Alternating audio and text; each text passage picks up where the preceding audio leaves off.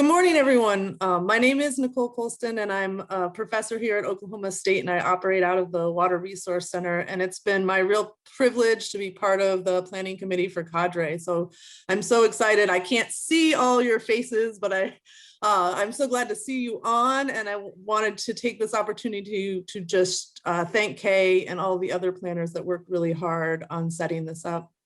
And also to say that I'm excited to bring to the table some issues with open access data, data management, and sharing with all of you data geeks on the other side. I know that there's computational scientists and researchers and librarians.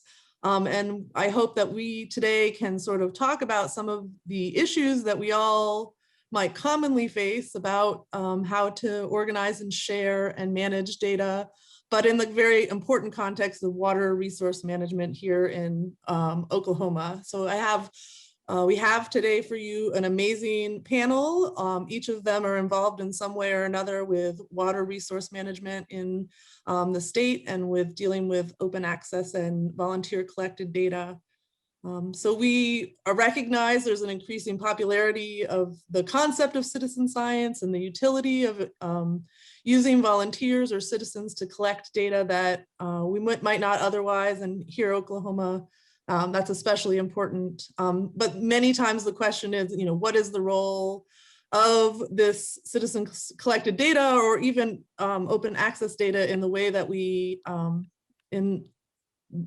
changing things, policy advocacy or public education or decision making. So the goal today is to look at that aspect from several angles. And I want to leave plenty of time for questions. So I'm going to stop talking and I'm going to invite our first speaker, Jason Vogel from the Oklahoma Water Survey, to kick us off. All right, thank you very much. Is my screen sharing with my presentation right now? You are, but you're not in, there you go. Well, you're in presenter mode. There we go. I think we're good now, right? Good. Okay, we can get everything ready to go. Well, thank you very much, Nicole, and thank you for the organizers for putting this conference together. I'm excited to participate in this panel and kick it off talking about the data portal that we put together here at the Oklahoma Water Survey, but maybe a little more broadly, talking about some of the challenges with using open access data, especially including citizen science data for providing data that is not only accessible, but also quality, and it's usable for a given purpose in an online platform. So with the Water Survey data portal, we started off and we knew that there was an abundance of water data out there on the internet in a lot of different forms. Sometimes it's available, but it may not be easily accessible in a way that decision makers and the public can actually use it in a meaningful way. We started the data portal as kind of a one-stop shop to link to all the different databases that are out there and get as much information all in one place so that whoever wanted to access that data would be able to find it in a relatively easy way. We have on the portal, we have many different types of data that link to the different sources where the data is stored. There's a lot of great organizations putting it out there in different formats, but it is out there, but sometimes it's very disparate and it's hard to find. And this includes federal, state, and others that do this. So I wanted to just start a little bit by showing what our portal looks like, and we can start talking about that. So has my Explorer moved over my screen right now? Great. So here's our Water Survey website. It's okh2o.org, and if you scroll down that, you'll come to the data portal. And then on our data portal, as I mentioned, we have different types of data. Some of this data may be internal data from the Water Survey. Much of it is from other sources. But as you click on each type, here's some bacteria data. This is specific to data that we collect at the water survey. And we have it on here with all of our associated quality assurance data, those types of things. There's many different types of data, stream flow data that comes from the federal and state, water rights data from the state, and water use data that comes from state and federal sources, and wetland on down the list, as you can see. And a special note that this website and portal was partially funded by the NSF EPSCAR program through the grant that's denoted on here. So we put this together as kind of a way for folks to be able to link to anything they would want to know about water in Oklahoma. And that's the first step, being able to find it. But how do you assess it and how do you utilize it is the next step. And some of these things may be hard to access. And here's one of the types of data that we have gone and worked a little bit more with. We have talked to several folks that want to know about wastewater discharges, and wastewater discharges are found federally through the EPA Enforcement and Compliance History Online database. And there's a lot of different things that you can find on there, and they're discharged from the wastewater treatment plants into our streams in Oklahoma. But when you go into this database, it's very large and very deep in layers as you're trying to find things. So we went and we used some Python scripts so we can download that data every year and put it out there in a format that is much easier for somebody to digest. It's still pretty dense, but it's much easier to utilize. And this is just one example of monthly discharge into our streams, because you might think that wastewater treatment plant effluent is relatively consistent, but it's not necessarily relatively consistent. And some months may be much more than others for many different reasons. But that's just one example of the many different things that are out there related to water. And but when you get that data, one thing that's really important for us to think about is data quality. And there's procedures out there for data quality assessment for different types of data, whether it be internal from an organization that's putting it on their own website, or something that somebody's bringing in externally to help solve a problem. And when you're thinking about data, and this is very the base of when you're especially water quality data, but really any kind of data, what are the different parameters that we talk about when we're looking at quality? And so there's precision, accuracy, comparability, completeness, sensitivity. All these things are so important. But when you're just finding data out there on the internet, a lot of that stuff sometimes isn't there. So I just wanted to kind of, once again, lay the foundation of thinking about all these things. The first one is the precision. So that's how close in agreement are you to a series of measurements. If you measure the same thing over and over again, would you get about the same value? And so that kind of talks about the methods that you utilize. And so if something has high precision, that's going to be pretty tight there, like this bullseye that's up here.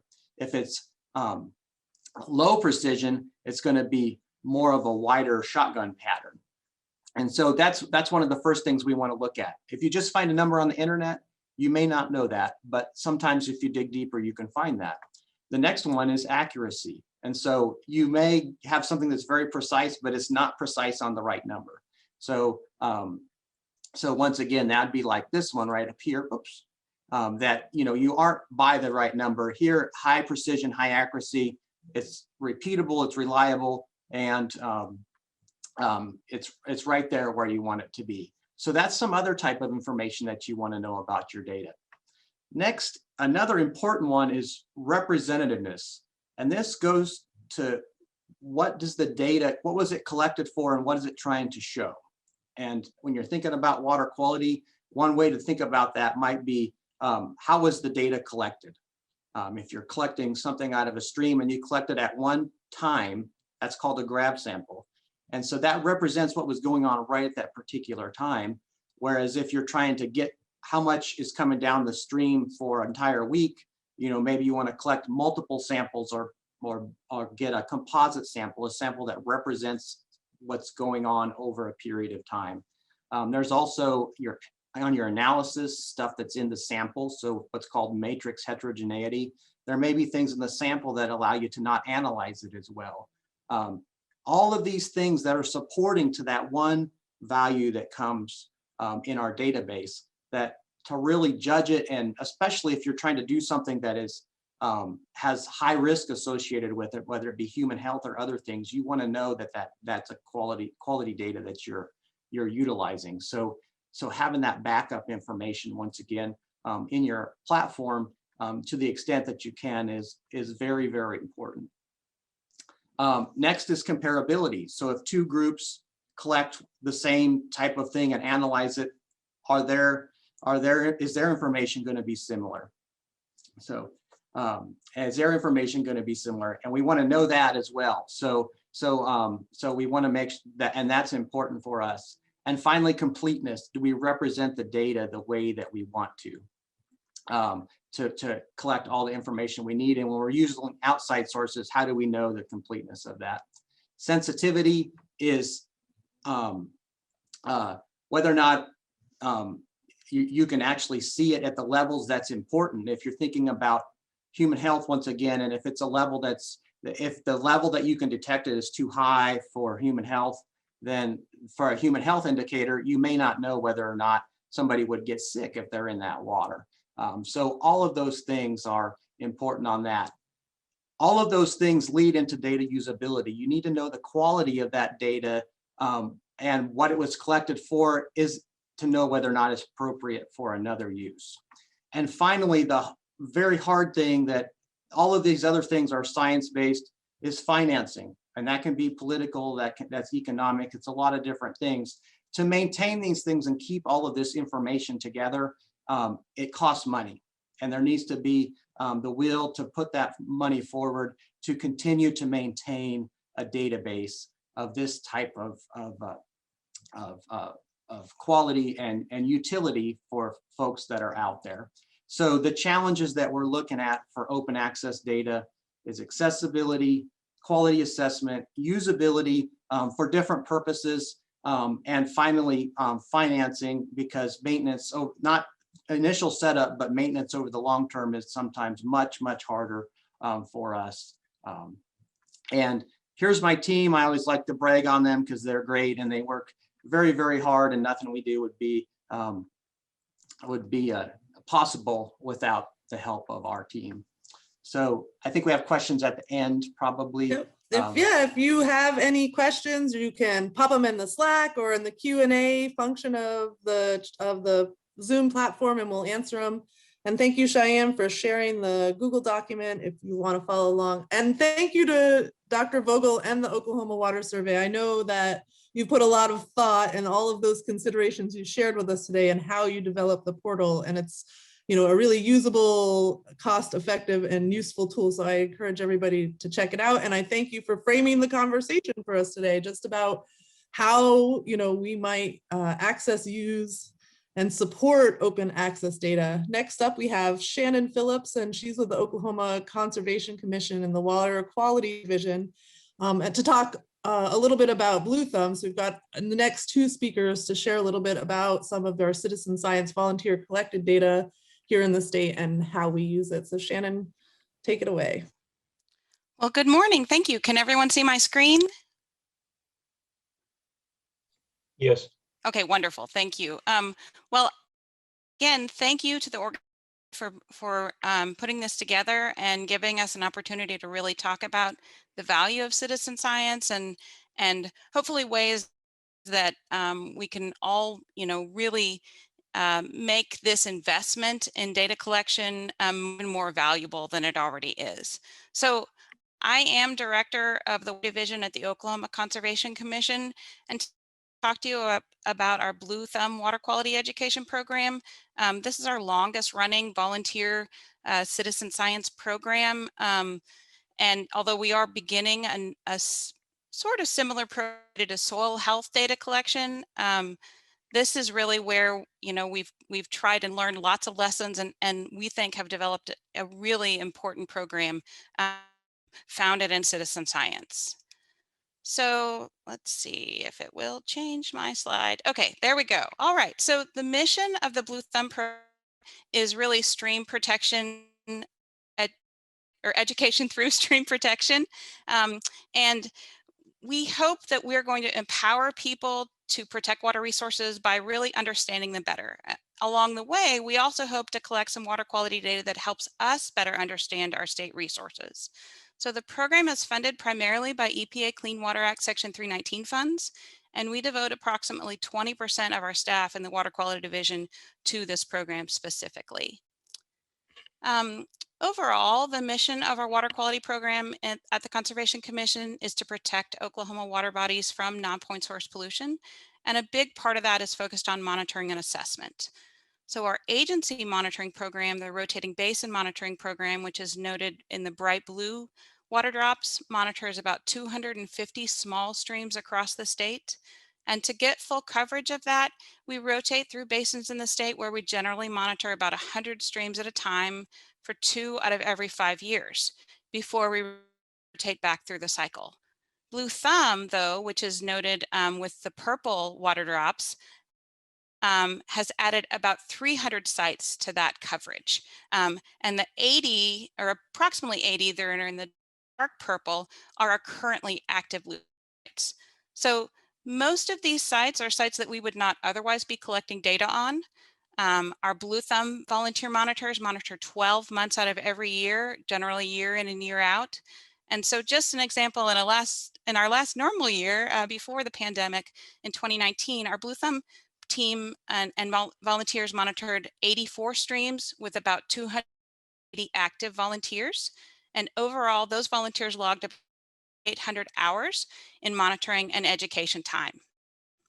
So that's a really important addition to what we're able to do with our overall water quality program and our non-point source program. So volunteers are people from all walks of life, ranging from, we begin with high school students, although, you know, we may do some training for younger students. It really, our volunteers are high school and older, ranging all the way up to retirees. We have school teachers, engineers, chemists, farmers, business people, and many others. They contribute significant hours each year to our program in training. They participate in quarterly quality assurance sessions, also in their actual sample collection, preparation, and then sample analysis.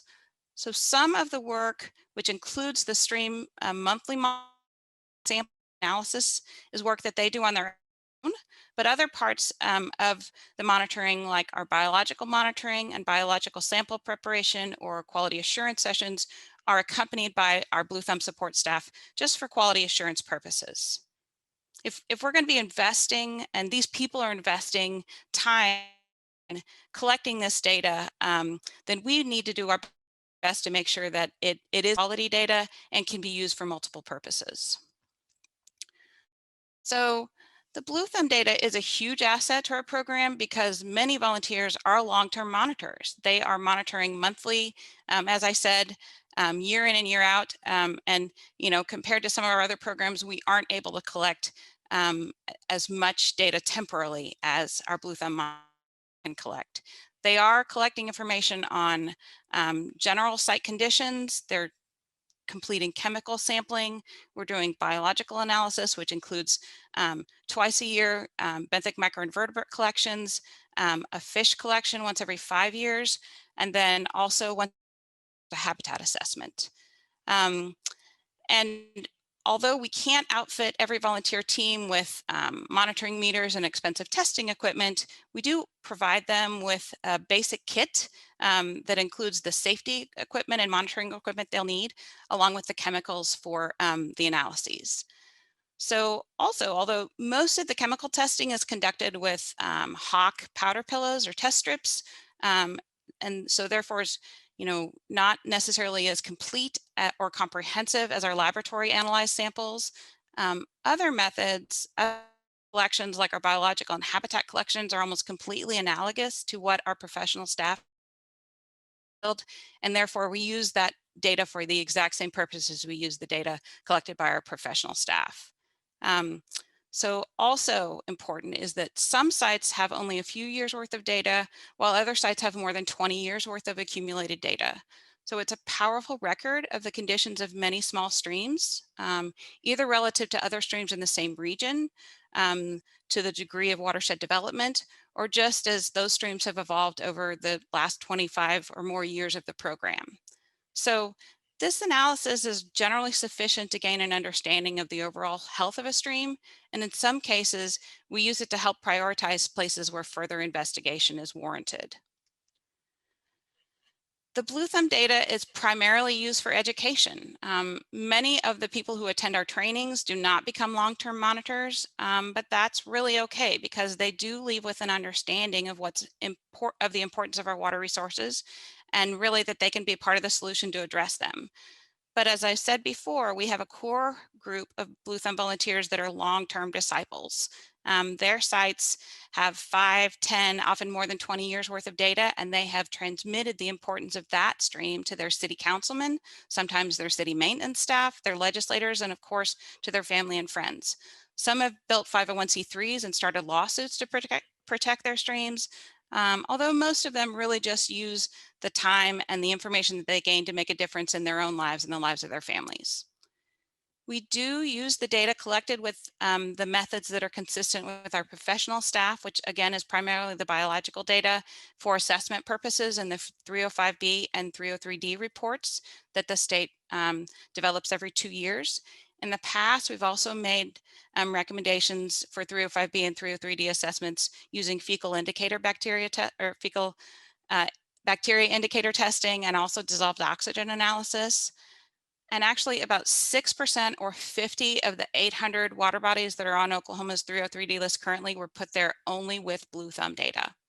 As I said, the data has empowered volunteers to make certain water quality issues or bring those issues to light with their local communities and force further study or even implement changes that really address those challenges. It's amazing what what a local volunteer who has, dedicated their own personal time, the effort that they will make to make sure that everybody understands their concerns about to protect their stream. And then finally, as I said before, we also use it in our overall non-point source program planning to help us understand about where to prioritize resources, develop watershed-based plans that will help us come up with solutions for those watersheds. So if you are interested in our Blue Thumb data, the first place to start is with Carla Spinner, who is our OCC data manager. But the other great person to talk to is Kim Shaw, who is our Blue Thumb Quality Assurance Officer. Not all of the Blue Thumb data is going to be in our water quality database, and so Kim is a great person to help you understand what other information is out there. That data is also available through WQX or formerly known as Storette. The assessment data is available in Attains. We also have a website, which is a great place to learn more about what the Blue Thumb program is and what it does, and maybe even sign up for a training if you're interested. And then finally, we do have further information on our OCC website, although I have to admit that that is currently undergoing a major renovation, and so many of the links are not currently functional. And with that, I'm happy to answer questions at the appropriate time about the program. All right, just a quick check. Is everybody able to see my screen? Yes. All righty. So I will be talking about some of the precipitation data that is available with Cocoroz, which is a volunteer group, and Cocoroz stands for Community Collaborative Rain, Hail, and Snow Network. Now, Cocoroz really got its beginning or started back in July of 1997. Late on that evening, there were heavy thunderstorms that developed along the Front Range of Colorado near Fort Collins, Colorado. And these storms were not overly impressive to a lot of the people who were there. There wasn't a lot of thunder with them. There was a little bit of flashes and thunder of lightning, a little bit of thunder, but they were unique in Colorado because they just sat in one area for a long time. and they produced a lot of rainfall. In fact, between 8:30 and 10 p.m., there were several areas on the west side of Fort Collins that got about 5 inches of rain in just an hour and a half. Rainfall rates were as high as 5 to 6 inches per hour. And some locations got as much as 10 inches of rain in only about a 5-hour period. There was an area of about 30 square miles that got really heavy rainfall. And of course, all of this rain combined with heavy rain that occurred the previous morning resulted in some pretty severe flash flooding across Fort Collins. It was damaging in the sense that more than 200 homes were destroyed. There was $100 million in damage on the CSU, Colorado State campus. And unfortunately, there were even 5 fatalities because of the widespread flooding and damage that occurred. And of course, with the rain falling between 8:30 and 10 o'clock, it was at night, it was dark. Some people had gone to bed already. So this was really an impactful event that also just happened to occur in the same city in which the Colorado Climate Center was located. So basically what happened was there are some automated rain gauges across the city, but not that many. So in the weeks following this event, employees at the Colorado Climate Center worked very hard to document the event. They went to residents, they asked them questions, they looked for official and non-official gauges. And what they learned was that this event was very localized. And you can see on the right there, this map, that only a really small area got the really heavy rain. This is about 12 miles long and about 2 to 3 miles wide. And only a really small area got over a foot of rain, which is a ton of rain for Colorado. Now, they figured out that every rainfall event, you're not gonna be able to have a whole bunch of people go out and do these in-depth interviews and try to find any available data that's out there. So they found that there was really a need for more precipitation observations, not only in Fort Collins and not only in Colorado, but everywhere. And so that really birthed Cocoroz. Nolan Duskin, who was the assistant state climatologist at the time and the founder of Cocoroz, started the project in 1998 because of this event. In 2003, they got a grant, which really allowed them to start expanding into other states. And I believe the first Cocoroz observers in Oklahoma began in about 2006. So today, Cocoroz really is all about detailed mapping of precipitation nationwide. There are 20,000 active volunteers, and on any given day, we usually have about a little bit more than 10,000, sometimes as much as 15,000 precipitation observations from the country. Now, why this is important and how it can be useful to a lot of different groups, and of course, we've probably experienced this in Oklahoma with all of our thunderstorms, is that rain does not fall the same on all. Sometimes it's very localized. So just a couple examples from Oklahoma showing some of the Cocoroz data.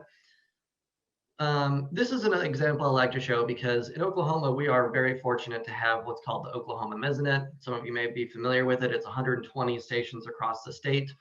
But with only about 1 to 3 Mesonet stations in each county, it can miss some of these very localized rainfall events. So for example, in Cleveland County on this day, the Mesonet station reported 0 inches of rainfall.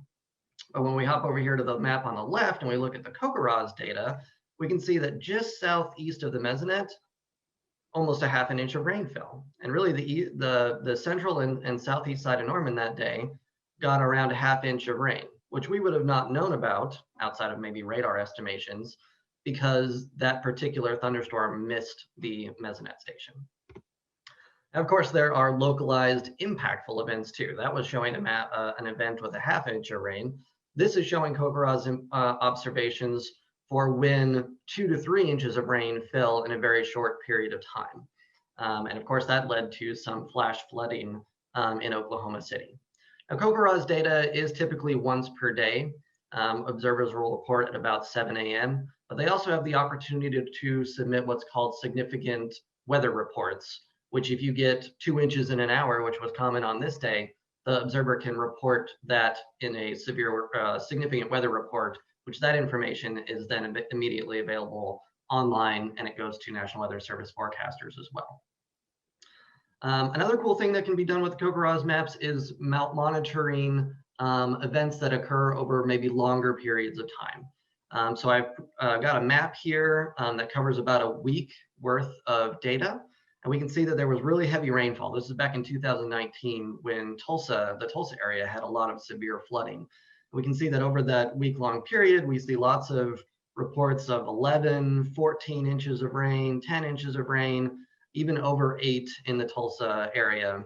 And so this can be used to see how much rain fell over a longer period of time as well as that flooding develops. And then of course, extreme precipitation. This isn't in Oklahoma, but this is back with Hurricane Florence in 2018 in North Carolina. And this map covers only a period of 4 days. You can see there are some stations that reported over 30 inches of rain in that time frame. And that of course led to some historic flooding in that area. There's also data available for individual stations. If you want to really just drill down and see, all right, how much rain fell on the northwest side of Stillwater. Hopefully there's an observer there. You can access graphs that show how much rain fell each month and how that compares to average. Or you can see exactly when the heaviest rain fell throughout the year, or maybe when the dry periods happened. It looked like July 2019, there was basically no rain in Norman. And if you want to really mess with the data, you can download Excel documents as well that will show all of that information for a given station for what's called the water year, which I think is September through, or begins and ends in September. And then of course there's drought monitoring, because we care about when it rains, but we also care about when it doesn't rain. And so Cocoroz observers can submit information about what drought impacts are happening in their area, how plants are responding, how lake levels look. And then of course, we also have all of the zeros. So this is a map from just a few days ago with with several thousand zero reports across the Southwest US. And that of course happens to be where there's some pretty severe drought happening right now. So zeros are important, and so are the rainfall, and all of that data is accessible. And of course, we care about that because drought has impacts on things like agriculture and water availability and quality. So Cocoroz data can really be used for a lot of different purposes, and all of this data is available in many different places. So I've got some of the websites available there. Cocoroz.org is really the place to start, but you can access the precipitation maps as well as the data itself. And of course, if anyone ever has any questions about Cocoroz, I've placed my email on the screen as well. So with that, thank you all for your time. Thanks, everybody. I'm going to talk about 4 things today. I'm going to give you just a brief overview of who the Groundwater Protection Council is and what we do. I'm going to talk a little bit about the data that we help provide, or that we help make available in the world through our interaction with states. I'm going to talk about some of the challenges with citizen data on the oil and gas side, and a couple examples of where that can work. And then I'm going to give some examples of citizen science and citizen data on the water side. And I've got a bunch of links that I'll share in the chat and in Slack later. So first, briefly, the Groundwater Protection Council is a national association, and we're headquartered in Oklahoma City. That's just by some historical happenstance. We've been around for almost 40 years, not quite, and I've been with the council for 20. We're a national association, and our members are state agencies. So that's a little weird. We're not a government agency, but all of our members are. And those are from 2 basic groups: the state DEQs that are not always called the DEQ, but in Oklahoma it is. The Oklahoma DEQ, the Water Quality Division, is a member. And then the state oil and gas regulatory agencies. So in Oklahoma, that's the Oklahoma Corporation Commission. And again, those things are called something different in every state. So those are the 2 bodies that make up the members of our board of directors, and then the members of our organization at large. And then of course, when we have conferences and that sort of thing, we bring in all different types of industry and federal agencies and so on. But again, I really serve in my role, and all of our staff, these state agencies. So one of the major programs that we have had for longer than I've been here, about 25 years, we've been working with the state oil and gas agencies on data management and really on what I would call a well-centric data management initiative for permitting, for field inspection, for all the things that state agencies have to do over the life cycle of an oil and gas or injection well. And then, so to that end, there's two sources of data I think you all should be interested in. First, the more complicated one is RBDMS. So we have a website, rbdms.org. That stands for Risk-Based Data Management System, which is a really old name that made sense 25 years ago, but we haven't changed it because it's recognizable. That data management system is actually the system that the states use for their regulatory program, but also is the system they use to kick out public data. So there's no central location for 20 different states' oil and gas and UIC data. Each one of those is actually doing that on their own website. So if you go to the Oklahoma Corporation Commission's website, or if you just Google Oklahoma Corporation Commission RBDMS, you'll find their data management site. We helped create that. We've helped create several in other states. And I can dig around and help if you're wanting, a particular state, I can help you find their website. And then again, each state decides for themselves what data to make public and what data you can download. Is it, can you get all inspection data, or can you just get header data on wells and that sort of thing? So you kind of got to dig in a little bit and figure out from there, like, what's available.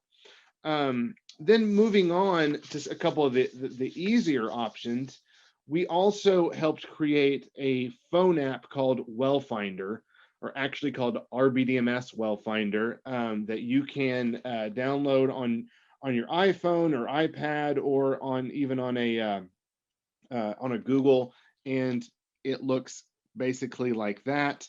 You can't download any data from Well Finder. It's really just kind of a first look tool, right? So you can open up the map and it will immediately show you wells that are in your general vicinity. I think it's about a 3 or 4 mile radius standard when you first open it, but then just using your hand, you can zoom out and scroll around. And I think we've got 10 or 12 states in there so far, and we're working with other states to put that information in there. You can find out the general information about the well: who owns it, what type of well is it active or inactive, and then for most of the states, Oklahoma included, you can actually click into it, get more detail, and then there'll be a link to their own database. Now on your phone, that's going to take you to the Corporation Commission website, which again, you're not going to be able to download data on your phone, but then you can actually go out to a web browser and find those. But it's a real fun kind of first look tool. Helps you find out, what wells are in your area, and the different icons tell you what kind of wells they are. And then lastly, and this is a national database, we also operate Frac Focus, which is fracfocus.org is the website. If you two different ways to get well information. There's the find a well search tool, where you can type in an API number or the name of a well, or you can search by state and county and that sort of thing, and kind of drill down to the hydraulic fracturing information for one well. Or if you're on the homepage of Frac Focus, if you scroll down, there's a way to download all the data. So you can just pull a SQL Server download of all the current data. It's not necessarily always up to date for right now today, but it's usually within the last 30 days, sometimes 60, depending on when we're uploading that. That data is entered by the companies, right? So several states require companies to report their hydraulic fracturing jobs to Frac Focus, and the companies then have a login, and the data there is the chemical data, the chemical constituents of the frac fluid. It's the water quantity data, and a few other types of things. So again, lots of researchers are downloading that data and doing general research on that. So again, that's free to you to download. and use as you see fit. So I would recommend you kind of tool around on that. So then I also just want to talk about, from our perspective as a national organization, some of the good kind of citizen data out there, and then some of the challenges on the oil and gas side. So let me talk about oil and gas first. There is some citizen science going on, but not a ton. And part of the issue is that when you're running a regulatory program, there are very strict kind of QA, QC protocols for any kind of data you're going to use for a regulatory action, right? So that makes it hard to use citizen collected data for that. And also, it's a challenge to kind of educate the general public on what even is a violation or what isn't a violation, right? And so some of the states that have tried to involve citizens a little bit more, some of the challenges they get is, one, something that to you or me, you drive by a well site, you see something ugly, you take a picture of it. Is this a violation? Well, it might not be, right? It might be unsightly, but it may not actually have any anything in law that makes it a true violation. So that's difficult. And what ends up happening is states get way more data come in their direction. They actually have time to deal with, you know, and so it ends up being a detriment instead of a positive. Where some states are being successful, though, is using kind of the citizen science and alerts as kind of a first look, right? Like, hey, check out this well site, and maybe that gets on the list, and then an inspector who's going to be out there anyway can drive by and say, okay, is this a violation or is it not? The other place that's been successful, and I've got a good example from the state of Indiana, is on remediation efforts. And so I've got a great write-up from one of my staff who was the oil and gas director in Indiana previously, and using kind of citizen collected data and information and pictures and that sort of thing, they were able to locate a saltwater spill, and then over time actually using volunteer help remediate that. So there is, I think, some potential connection there. But again, for the oil and gas side of the things, it's just a little bit more difficult because we're dealing with hard-nosed regulatory programs that need very specific QA/QC for data that they would use for any kind of corrective action. And then finally, and this is the stuff that I'll make sure we get posted on Slack for you all. I've got several examples just to briefly tell you about on both kind of citizen involvement and good data available on the water quality side. First up, the U.S. Forest Service maintains a citizen science page. I'll post a link of that to the chat, but you could also just Google Forest Service citizen science. The U.S. Forest Service does a lot of water quality work, a lot of groundwater protection work, and they collect a lot of good data and engage with citizens. Another really good one from USGS is the National Water Quality Monitoring Network. And so there's a website where several states are now flowing data to the National Monitoring Network. This is all groundwater monitoring data, and it's also available for download and use. I haven't done that myself, but and then two more, and I'll be done. EPA has a citizen science page, and there's a ton of resources on the EPA citizen science page that kind of direct you to a lot of different areas. So I just want to make you all aware of that. A lot of good source water protection efforts are done by citizens because that's not a regulatory program. It's a like, how can we do, better work program. So I'm going to wrap up there, and then again, happy to take any questions. Yeah. All right, we'll get started here. I'm going to piggyback a little bit, going back to Charles's presentation, and sort of build on something he started as he was wrapping up. So one of the, and really this is going to be kind of a call to action, actually, from a citizen science standpoint, and in terms of what citizens really can do to help us address one of these really critical issues that plagues the Southern Great Plains, Oklahoma, and surrounding areas. It's part of our history. It's part of identity in some ways from a weather and climate standpoint in this issue of drought, right? So my name is Jeff Becerra. I'm in the School of Meteorology. I'm also in the School of Civil Engineering and Environmental Science at the University of Oklahoma, and work within our hydrology and water security program at the University of Oklahoma. And I just want to spend a few moments talking about how citizens may be able to make a real impact on our drought monitoring in the region and help us with drought science.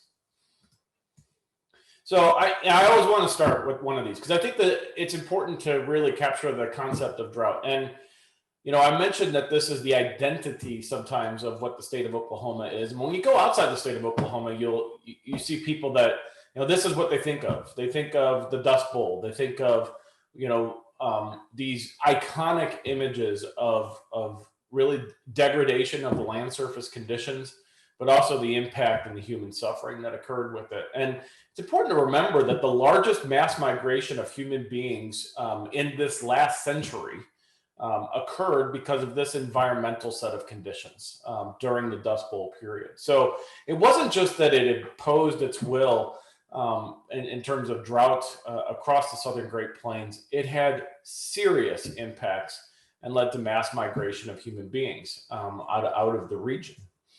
Now, as part of this, though, let's take a step back and think about drought from a perspective of, you know, what can a citizen really do? And part of it is we want to move the needle on this particular image. So this is often referred to as the hydrological cycle. Or portion of it. And this is a kind of a neat illustration of it. You know, when everybody's happy when it's raining, unless it rains too much, like Charles pointed out earlier, like 2019, obviously that was too much rain. 2015 was the same way. We saw flooding in the region. But in general, especially this time of year, we're happy. It's raining. It's the rainy season. We should be getting our rain. And the development of, you know, apathy can actually occur where, you know, when it stops raining, we're really not concerned because, hey, we've got enough rain, it's all good. And that can continue on well after drought begins. And it's only down the road sometimes that, oh my gosh, there's awareness and concern and then panic on what happens with our water resources, but also our vegetation conditions, its impact on social infrastructure as well. You know, there is a real concern in terms of being able to, you know, once we get to these points down on the right-hand side, it's often too late in terms of having a substantial impact. Now, here's where the issue is on a citizen science standpoint when it comes to drought. Where can citizens actually help, right? Where can citizen science actually play a role in this process? Obviously, we'd like to move the needle further left, because if we can move the needle further left in terms of reaction of the community, then we can actually do a better job of maintaining water resources through the environmental condition that occurs. It's just that simple. So it's important to have an opportunity to sort of, and really the citizen science has an opportunity to have an impact on this and move that needle maybe to the left in terms of human reaction, maybe get rid of the apathy portion of this. Now, just for those of you who don't know, there are tools out there already from, you know, that can be applicable to the broader community in terms of drought monitoring. One of those is the Drought Monitor. If you're not unfamiliar with it, there's the web link associated with it. This is produced basically every week, an update on drought conditions across the United States. There are, you know, essentially a status of what drought looks like.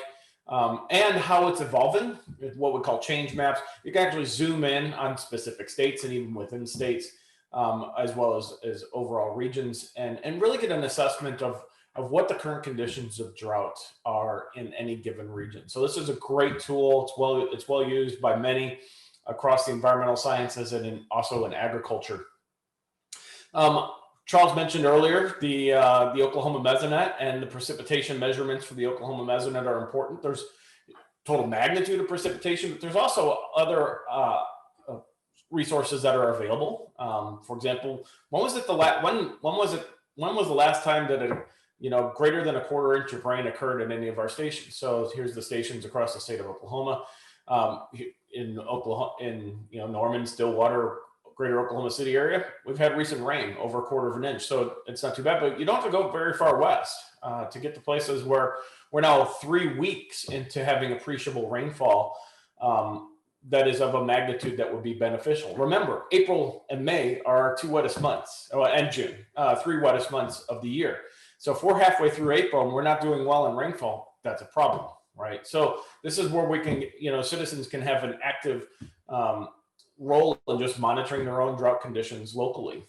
Also, another aspect of the Oklahoma Mesonet that's really important is the Oklahoma Mesonet maintains one of the densest soil moisture monitoring networks in the world, especially from a historical standpoint. And so we measure soil moisture, and we provide it in a couple of different ways in terms of the Oklahoma Mesonet. And one of which is just a simple tool called the fractional water index. 1 is saturated, 0 is dry. And so it kind of gives a range of what the soil moisture conditions look like. And notice that even 4 inches below the soil, even though there has been a little bit of rain, soils are actually starting to dry out. Usually what we would see across the entire state this time of year is a whole bunch of 1s. And we're not seeing that actually in a lot of places. And so again, this is cause for concern. It should really clue in the community that, hey, we may have some issues on our way, right? But if you also notice with all of these, and I thought Charles did a great job earlier of, mind the gap. There are gaps in our observations in terms of our automated observations, and there's a need to fill those gaps. And how can we do that? I have to admit, a few years ago, I was working with some scientists, and this is actually from a station that's in Marina, very near Stillwater. And this is a station that we use that is used for a lot of different reasons and resources. But we have a complex network of observations that are out there. And one of my colleagues said, why don't we put a camera system up there to surface conditions? And I will admit, at the time, this was years ago, but at the time I said, really, we're going to mount a camera to watch the grass grow. That was that was early 2012. And it was one of the more influential decisions in terms of research into drought. And let me show you why. Because when we got into 2012, we had conditions that looked pretty decent on July 1st. It was dry. It was a dry summer. It was a warm year. But the difference between the 1st of July and August 13th, from having these observations really highlighted the impact of drought conditions and the rapid transition and desiccation of the land surface during what we call flash drought, really rapid intensification of drought. And it really clued in the concept that one of the ways that we can actually monitor drought is simply by observing drought in real time in real locations. To kind of give you another idea, we can also use this for drought recovery. So this is at the end of 2014, this top image, and this is actually at a place in central Oklahoma near Washington. And this is just a small reservoir, but it's actually very dry. It's been dry. 2014 was a dry year coming off 2011, 2012, really dry conditions. And the water resources of this whole region, the vegetation was stressed, the water resources were low. And this is the tail end of that drought. Of course, in 2015, it got really wet. We had a lot of rainfall. And it's good, right? But these two pictures tell so many words. It talks about, we can see the images of, and it's just 2 pictures taken from the same location, a couple of months apart. One during drought conditions, which show the water resources and the vegetation stress at the end of the growing season. The other showing the recovery of the ecosystem, but also look at the degradation. While there's more water, look at the degradation of that water. Images like this tell stories, and they are valuable in terms of monitoring in very simple ways what's happening in the environment and in the ecosystem. And from a citizen science standpoint, it's an opportunity. So kind of to throw a pitch out there, with drought, a picture is worth 1,000 words, but probably more, to be honest with you.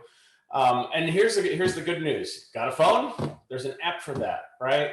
So there are a couple of tools that are developed, one here on the left at the University of Oklahoma, one here on the right at Oklahoma State, that allow you to actually, from a science standpoint, capture images in the field, in the places that somebody lives, and record those images, and then have those available for use for later on in terms of science. And that's the great thing. This is literally where citizens can take real-time pictures and drop them into a location that can then be utilized for science. This is where the impacts come and where they go. And so there's a couple of additional great resources. So I've provided a little bit of that. From a guidance standpoint, call to action from a citizen science standpoint, any photos are important. Great. They're important aspects of how we put our data that's been mentioned throughout this panel today into action and into reality at the places where the citizens live. So any photos like, for example, drought monitoring would be fantastic. If you can take them from the same location over different dates, that can be really important, like I just showed. And then if, make other notes, you can always make other notes and talk about the soil moisture, soil conditions and places where you're at or anything else. And that can be really helpful. It's an opportunity for impact. The other part of this is, I'm sorry, Jeff, but just because we're so tight on time and there's another panel coming right up behind us. All right. But, appreciate the sentiment. I think it's a really great way to end the panel. We began with sort of these, data quality questions, but it's important to know that even simple actions like taking a picture can help. So I want to thank the panel. And I'll end there because yeah. Take action now. They're going to kick us off to let the next presentation. So if there are any questions, please put them in Q&A so the speakers can answer them or in Slack. And I appreciate the panelists today. Thank you very much.